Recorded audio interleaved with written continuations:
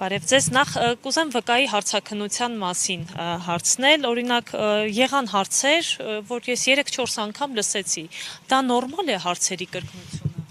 Մեր պատկերացմամբ առհասարակ այս ներկա վկան չպետք է անհանգստացվեր, չպետք է դատարան հրավիրվեր։ Մենք մեր դիրքորոշման տերն ենք, մեր դիրքորոշումը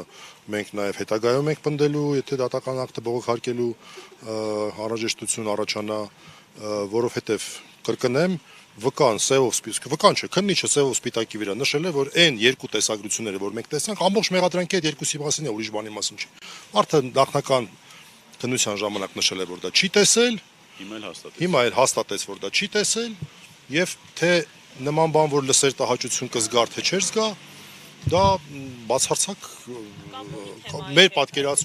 պատկերացմամբ կապ չունի եւ ցանկացածին կարող ենք այս շենքը մեր դիմացը 4 հարկանի շենք է, բոլոր մարդկանց կարող ենք բերել, ասենք դուք վկա եք, հələ մի հատ նայեք։ Դա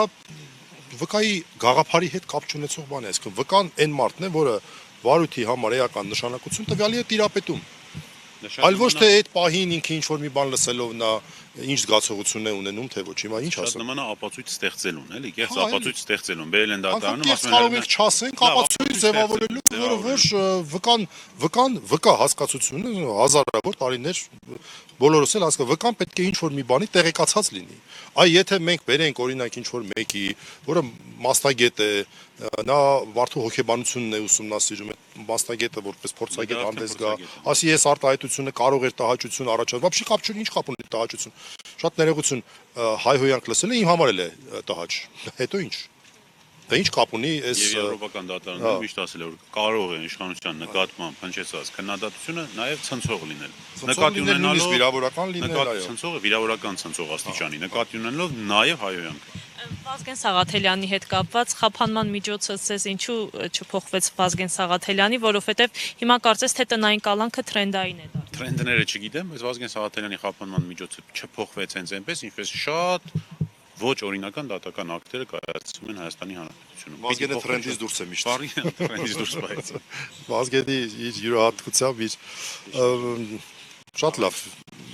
Մի հարցել Պարոն Մելիքյան, նկատում ենք, որ դատական նիստերի ժամանակ լեզվակռիվ է լինում, պարբերաբար, օրինակ դատախազը ասում է, չգիտեմ, ժպտացին, ծիծաղեցին, սա նորմալ ընթացք է, հա, դատական նիստերի ժամանակ։ Դրանց վրա ես կառաջարկեի չֆիքսվենք, դատական նիստը,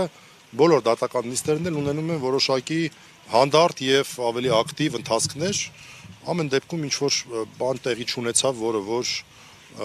տարօրինակ էր կամ բացառիկ էր, նման բաներ լինում են։ Մենք ունենում ենք իրավական վեճեր, մենք կարող ենք փաստերի շուրջ վեճեր ունենալ։ Այսինքն այսօրվա դահլիճում մենք չենք նկատել ինչ-որ բաներ, որոնք որ հատուկ ուշադրության։ Եկեք ֆիքսվենք բուն հարցի վրա։ Արդյոք այս քրեական վարույթը իրավունք ուներ գոյություն ունենար, թե ոչ։ Արդյոք այս վկան, որ այսօր եկել էր, արդեն երկրորդ անգամ է գործից կտրում են, մի անգամ էլ բռնել տարել էին ոստիկանություն, հետո քննչական, արդյոք այս մարդուն ընդհանրապես պետք է անհանգստացնեն, թե չէ։ Սա է էական հարցը։ Դա դահլիճում այո, կարող ենք մի քիչ ավելի ակտիվ, կարող ենք մի քիչ ավելի բարձր տոնով, մի քիչ ավելի ցածր տոնով։ Դատարանը իր գործառույթը իրականացնում է, դատական նիստի բնականon ընթացքը ապահովում է։ Այդքան է։ Շատ լավ, շնորհակալ եմ։ Live News-ի հարգելի հետևորդներ, այսքանով